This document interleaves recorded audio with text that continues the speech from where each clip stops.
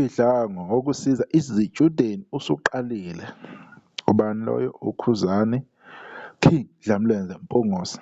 Ubhale kanje ku-Facebook, siyanibingelela, le Indofire Soweto TV kunepost ebhalwe uKhuzani mayelana nombhidlango nomkhankaso ne-initiative ekhona kule gcwalisa Spring Picnic ezoba nge-8 November 2025. Udaba lufundeka kanje. Kulo nyaka siqhamuke nombono omusha wokuthi wena uqobo ukhethe umculo wakho kamaskandi ofisa ukumbona esiteji kugcwalisa Spring Picnic All White 2025 ngokuthumela i-SMS engu-R150 uthumela noma ikangaki. Le mali izoya ngqo esikhwameni sokuxhasa izitshudeni ezinezikweletu emayunivesithi. Ngakho-ke akuwona umdlalo wokuvotela, kuyindlela yokwelula isandla kulabo abaswele. Khetha noma yimuphi umculo onengoma ena-1 million ama-views noma ngaphezulu, noma ngabe ku-YouTube noma ku-Spotify. Akukhathalekile ukuthi ingoma eyamuphi unyaka. Thumela i-SMS engu-R150 ukuze uvotele umculo wakho. Uqale ngegama elithi gcwalisa, kulandele igama lomculi, uthumele enambeni ethi 31672. Inamba ithi 31672.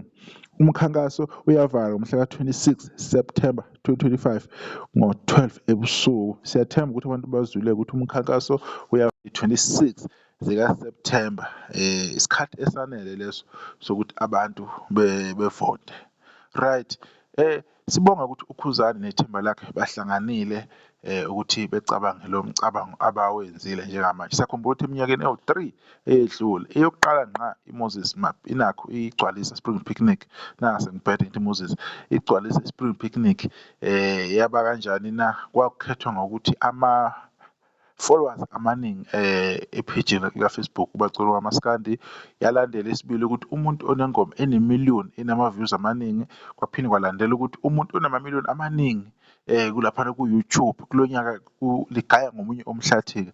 Le initiative eyenziwe uKhuzani ithimba lakhe yokusiza iy'ngane ezihlwempu eziswele amandla ukuthi ziqedele kahle izinto zazo ey'koleni emayunivesithi, ngoba siyazi ukuthi emayunivesithi kuyadura ukufunda, noma ngathiwa ekhaya baxhasa kodwa kuyadura ukufunda lapha, kudala imali eningi kakhulu. So abanye abantu bagcina bengasakwazi ukuthi belande imiphumela yabo, bengasakwazi ukugraduate, uthole umuntu akasakwazi ukufuna umsebenzi, akasakwazi ukuthi okwenza ama-training la abalulekile, ama-in-serve etc.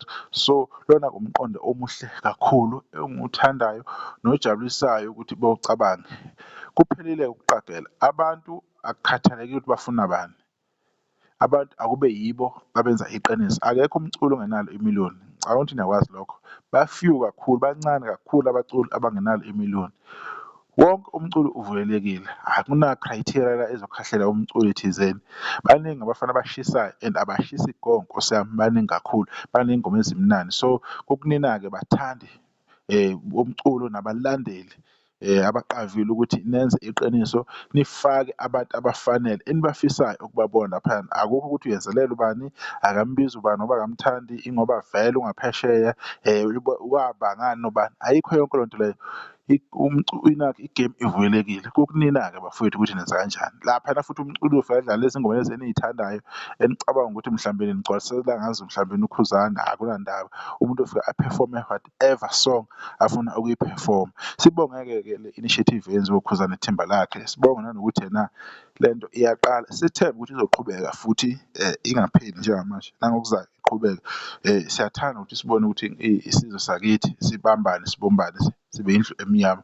Siyazi ukuthi imindeni ihlwempu bafethu, kuyabheda lapha abaholi bekusasa.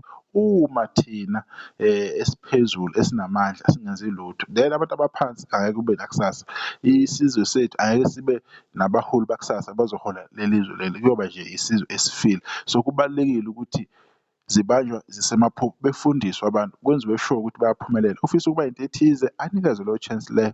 Umuntu engavaleleki ngoba nakho i-chance akayitholanga or amandla emali ayikhona. Sibonge kakhulu uKhuzani, sibonge kuwe nakubantu abaxhasile kule nto le, bakubonisa nje bakubonisa ngayo. Sibonge kubantu abazofaka imali ama-150 wabo azohamba ibanga elide ekusizeni nasekukhuliseni-ke lezo ngane lezo namakhono azo, ukuthi amakhono azo avele obala angafihleki. Bekuyilokho nje sizophinde sibuye